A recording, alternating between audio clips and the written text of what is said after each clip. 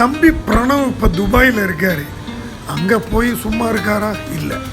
அங்கே இருக்கிற ஹார்லி ஷோரூமில் போய் பாருங்கள், விதவிதமான ஹார்லி, பிராண்ட் நியூ ஹார்லி, அதெல்லாம் வீடியோ எடுத்து எனக்கு அனுப்பி, சார் பாருங்கள் அப்படிங்கிறாரு.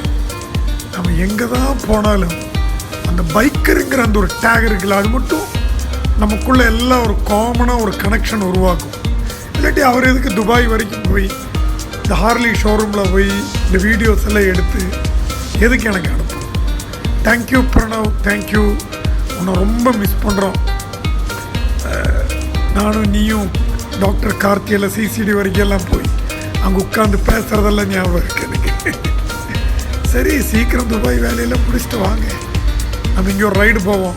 இல்லாட்டி நானும் கார்த்தி துபாய்க்கு வர்றோம், அங்கே நம்ம வண்டியை ஹையர் பண்ணி ரைடுக்கு போவோம், இந்த மாதிரி ஹார்லி எடுத்துகிட்டு போவோம். ஓகே.